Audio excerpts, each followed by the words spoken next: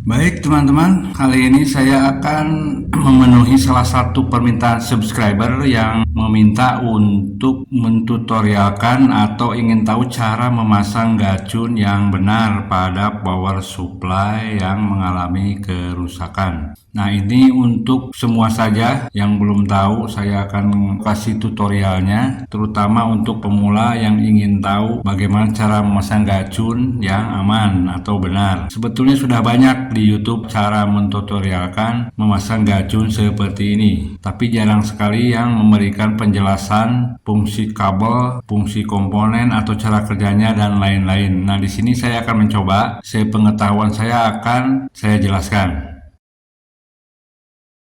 Apa sih gacun itu? Gacun itu adalah sebuah modul rangkaian elektronika, awalnya mungkin dari Cina ya. Ini bisa menjadi alternatif untuk memperbaiki power supply. Gacun ini bisa digunakan untuk menggantikan blok regulator atau catu daya pada perangkat elektronika yang mengalami kerusakan, seperti pada power supply monitor yang saya pegang ini, terus power supply TV LED atau LCD atau tabung, receiver parabola, monitor, STB, dan perangkat elektronika rumah tangga lainnya. Modul ini atau gacun ini berfungsi sebagai pengganti sistem switching asli untuk jenis power supply switching yang banyak digunakan sekarang ini, seperti model ini, di mana komponen aslinya mungkin sudah langka atau terlalu mahal untuk diperbaiki. Jadi gacun ini sebagai alternatifnya.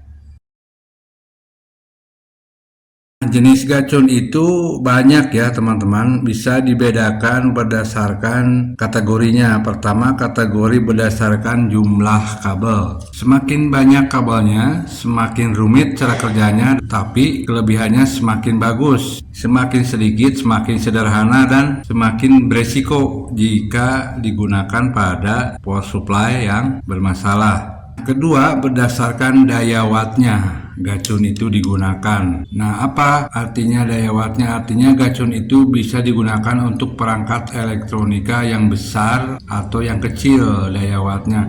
Contoh, saya ini gacun 3 kabel ini. Seperti bisa dilihat teman-teman, di sini bisa dilihat dari kode ininya, MK21C.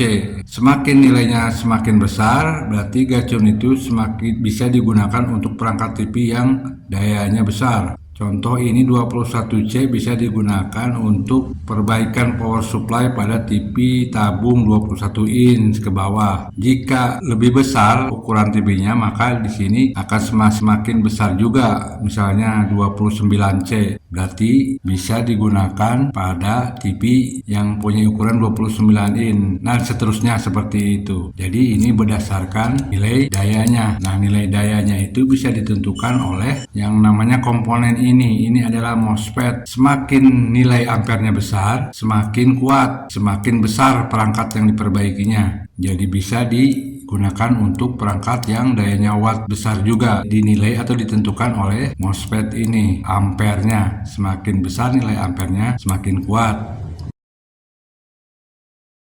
Nah, sekarang apa sih komponen yang ada pada modul gacun sederhana seperti ini? Nah, gacun mempunyai 2 komponen utama, yaitu IC powernya, ini IC power, dan MOSFET ini. Jadi, gacun ini mempunyai 2 komponen utama, MOSFET dan IC power. Sedangkan komponen lainnya adalah sebagai komponen pendukung seperti elko, trim pot ini untuk regulasi tegangan, menyetel tegangan, trafo, dan lain-lain itu adalah sebagai komponen pendukung.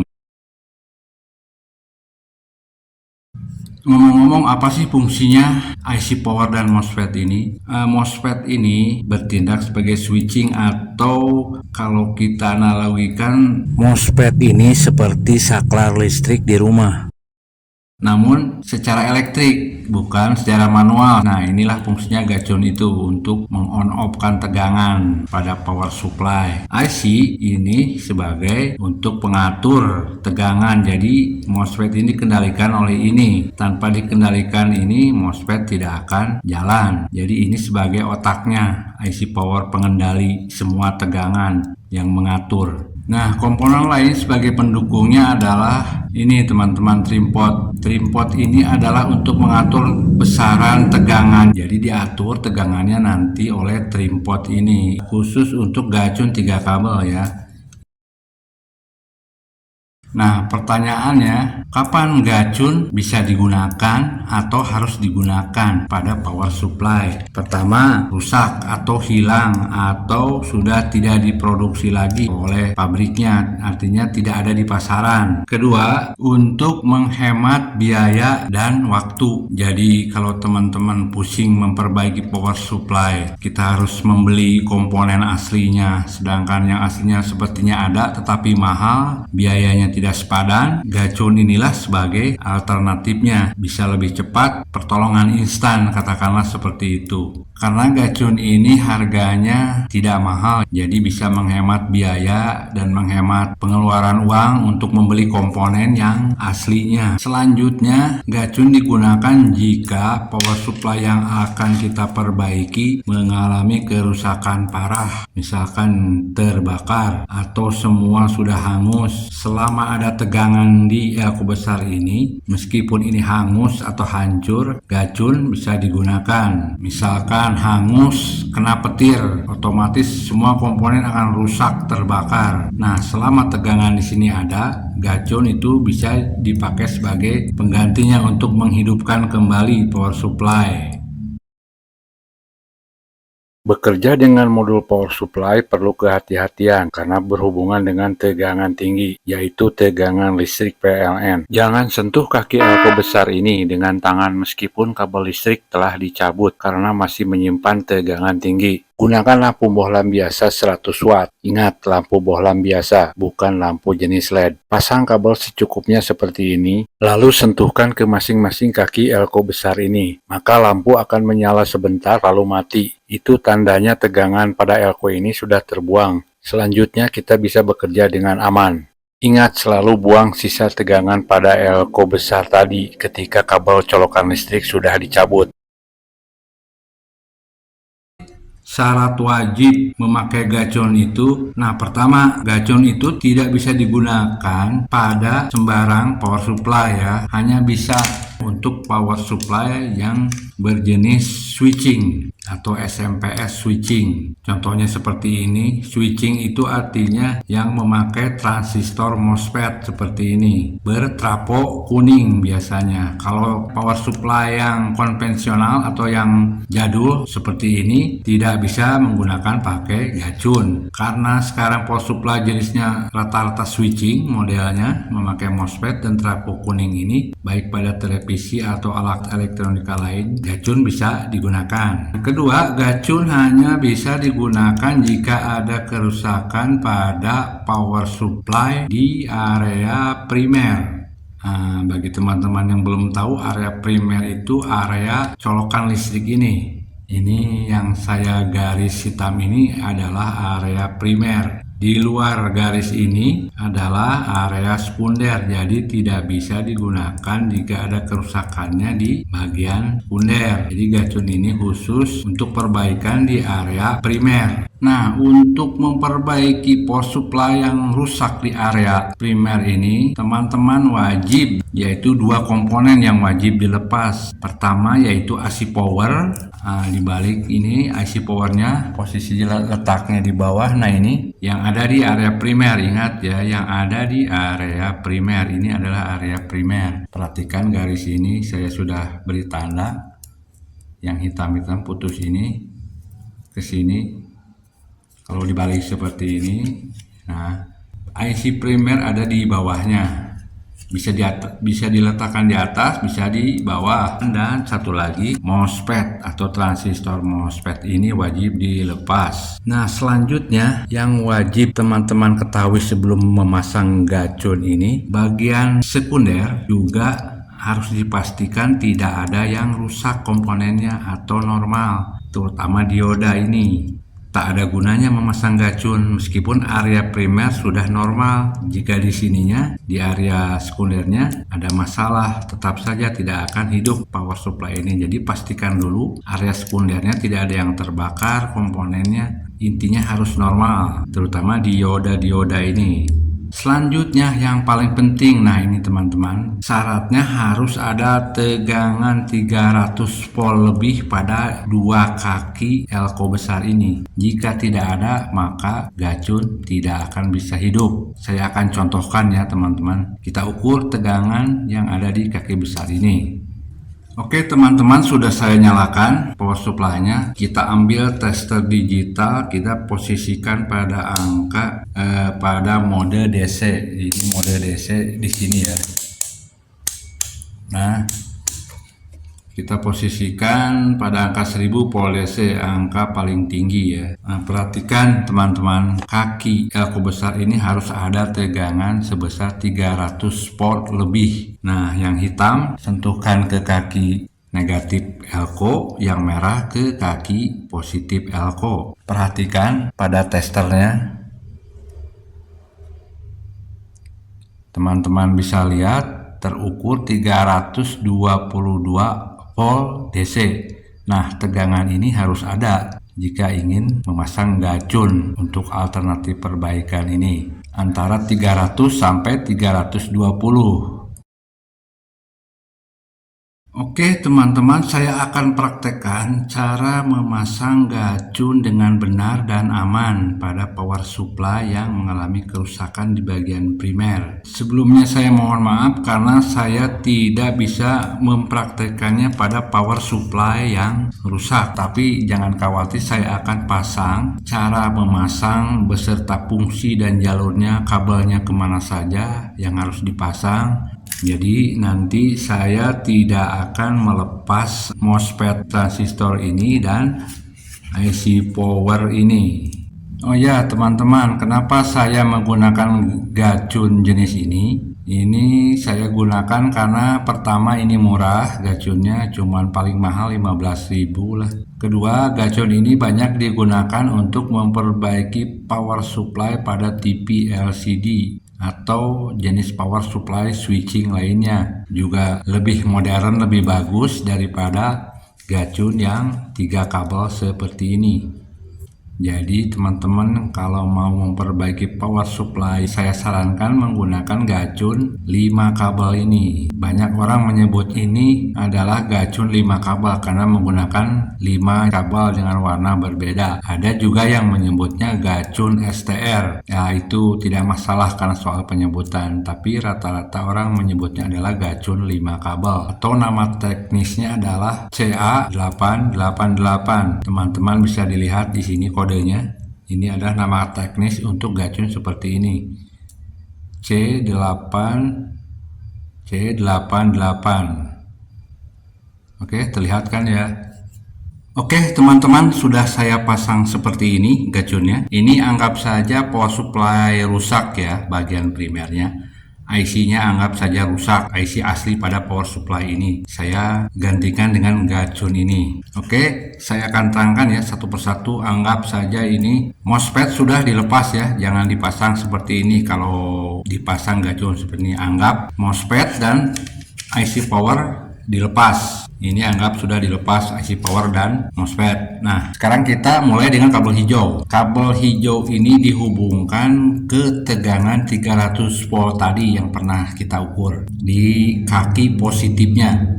Kaki elko besar ini bagian positif, yang kabel hijau ini tempelkan ke kaki positifnya. Sedangkan yang hitam tempelkan atau sambungkan ke kaki groundnya, jadi sebelah-sebelahan ya, hijau ke positif, hitam ke negatifnya. Lanjut dengan kabel kuning. Kabel kuning ini tempelkan atau sambungkan ke bekas kaki tengah MOSFET ini. Ini anggap MOSFET sudah tidak ada ya, sudah dicabut dan memang harus dicabut. Kabel kuning ini tempelkan ke kaki tengah MOSFET yang namanya kaki tengah itu drain. Teman-teman jika bisa melihat kakinya seperti ini, ada tulisan D atau drain. Nah, seperti ini.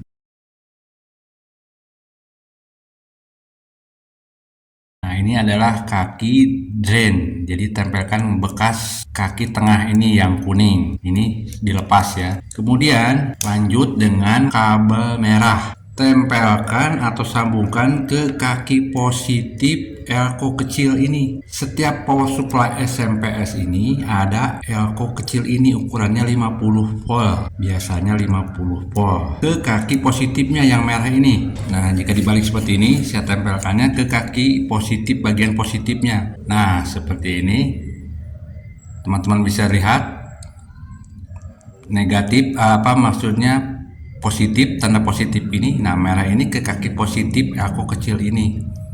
Nah, elko kecil ini untuk power supply jenis sekarang switching ini pasti ada, pasti selalu ada. Jika memakai IC power, maka ada IC kecil ini, maksudnya ada elko kecil ini. Saya contohkan ya yang lain power supply-nya. Nah ini IC powernya.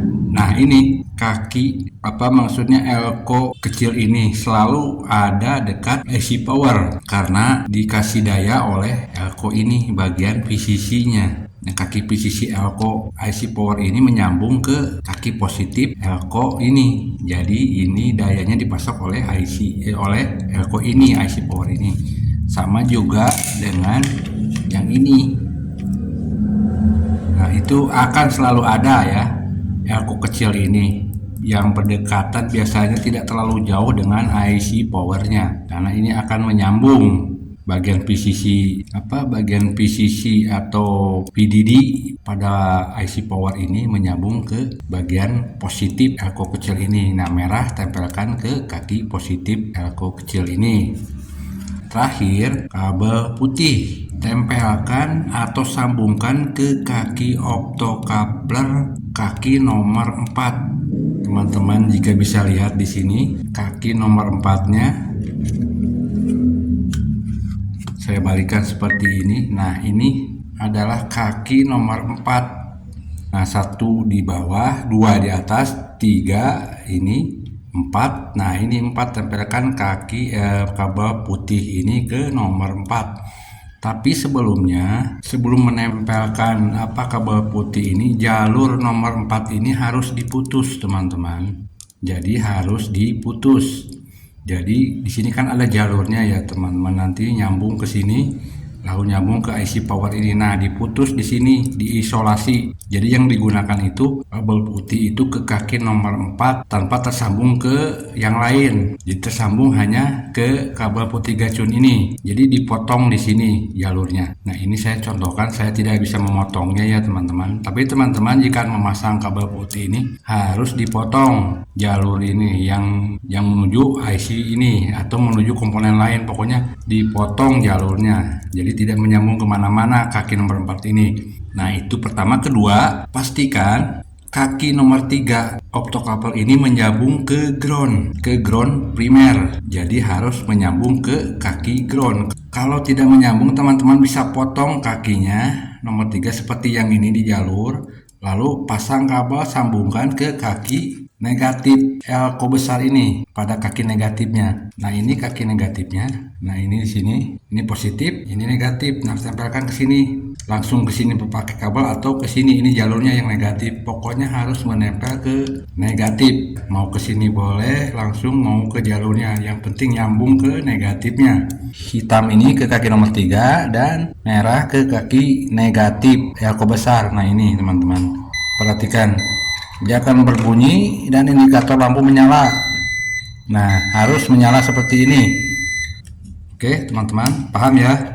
Bagaimana jika power supply tersebut optocouplernya ini jumlahnya ada 2, 3, atau 4? Jika menggunakan optocoupler lebih dari 1, contoh seperti ini.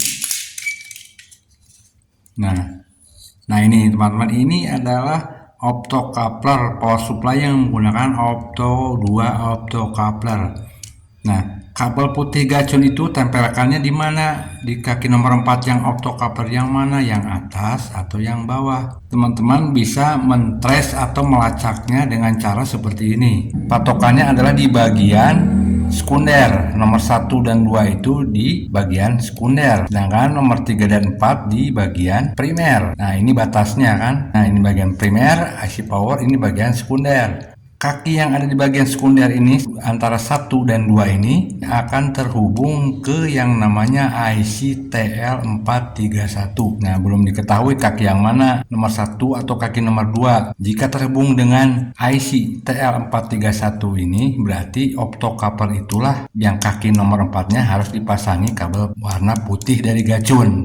Nah, saya contohkan seperti ini ya. Ini 2 kan?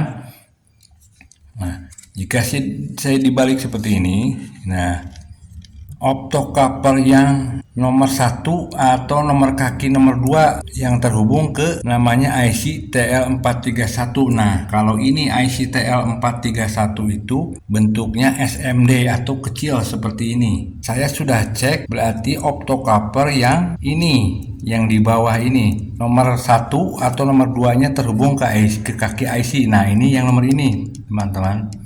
Berarti kabel putih gacun harus ditempelkan ke kaki optocouple yang atas ini, nomor 4. Ini kan 1, posisinya seperti ini, 1, 2, 3, 4 berlawanan arah jarum jam ya, 1, 2, 3, 4. Nah, optocouple yang warna putih di sini optocouple-nya, bukan yang di bawah, karena kaki nomor 1 dan 2 terhubung ke yang namanya IC L431 yang tertulis kodenya. Kita cek apakah kaki 1 atau kaki 2 yang terhubung. Seperti ini ceknya teman-teman. Biasa seperti biasa, ini buzzer optocouple yang ini ya teman-teman ya, kaki nomor 1 atau nomor 2-nya yang terhubung. Nah, saya akan tampilkan seperti ini, nggak berbunyi ya. Sekarang kita posisi nomor 2. Nah berbunyi teman-teman, perhatikan.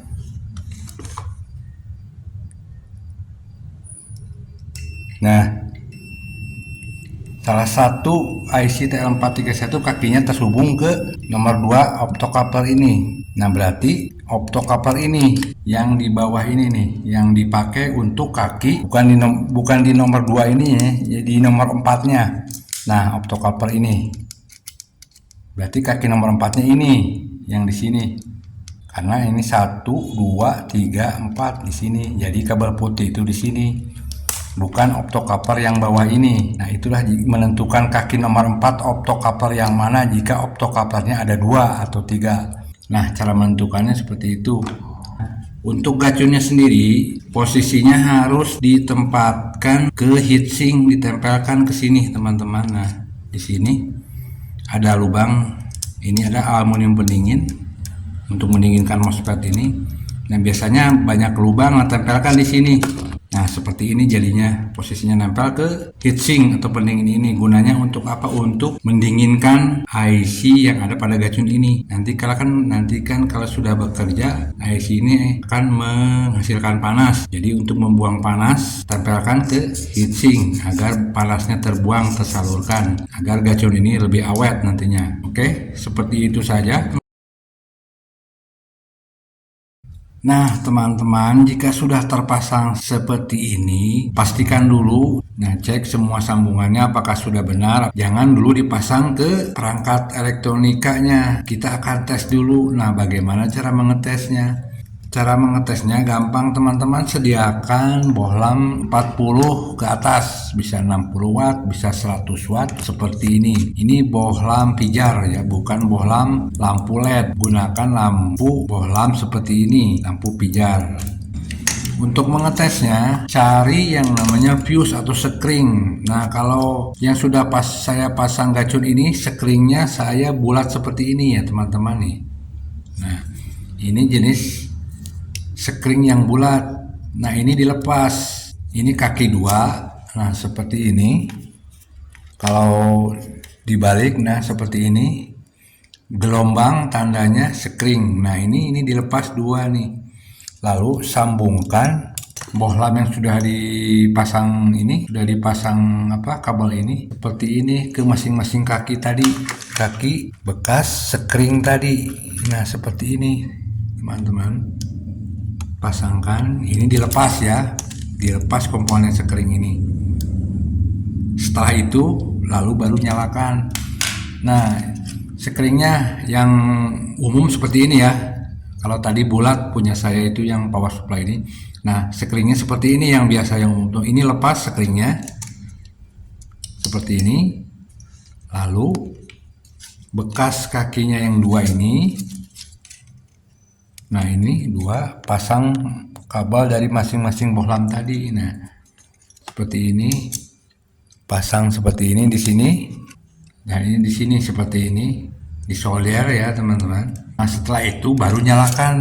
Nah, apa yang bisa dilihat dari bohlam ini nanti kalau pasang gacunnya sudah benar sesuai menurut aturan, maka lampu tidak akan menyala atau menyala sebentar lalu meredup mati. Nah, itu berarti pemasangan gacun berhasil, normal. Tapi jika nanti dinyalakan, nah dicolokkan ke listrik, lampu bohlam menyala dan tidak mati, berpijar terus, mengeluarkan cahaya terus, tidak redup, tidak mati, berarti masih ada masalah. Bisa ada konslet atau salah pasang kabel.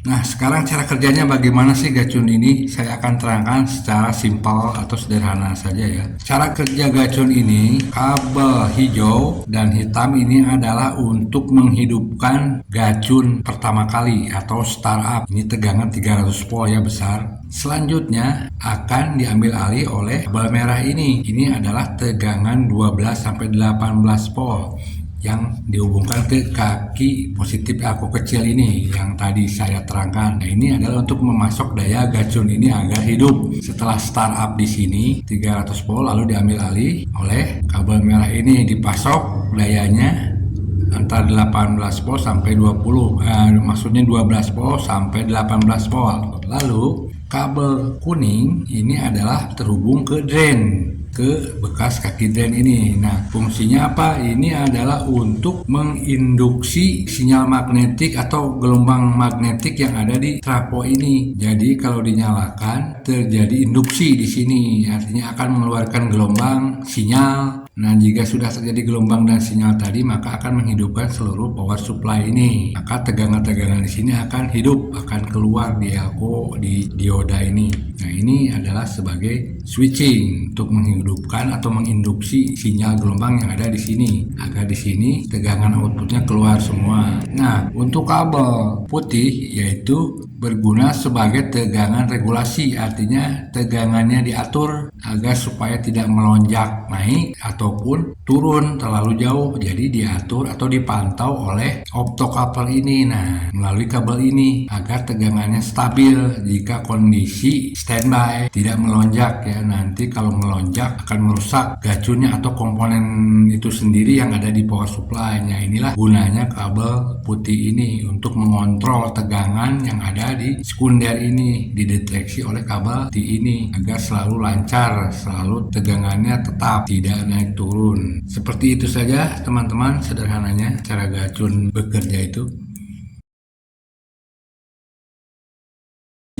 Gacun itu jenisnya banyak. Di antara yang banyak ini yang sering dipakai adalah dua ini teman-teman. Gacun 5 kabel ini dan gacun 3 kabel ini yang paling banyak dipakai. Sedangkan untuk gacun seperti ini, meskipun ini banyak kabelnya, ini bagus juga untuk power supply, perbaikan power supply. Tapi yang paling banyak digunakan adalah ini. Karena apa? Kesatu murah, kedua pemasangannya juga gampang, dan tiga adalah tegangannya sudah otomatis diatur oleh IC ini, berbeda dengan gacun seperti ini. Ini tegangannya harus diatur melalui trim pot ini. Ini belum otomatis. Nah, jika ini dipasang di power supply akan beresiko. Beresikonya apa? Jika tegangan ini berubah atau ini bergeser atau ini mengalami kerusakan, dia akan melonjak, akan merusak power supply. Saya sarankan gacun 5 kabel seperti ini dibanding menggunakan ini terlalu beresiko ya teman-teman.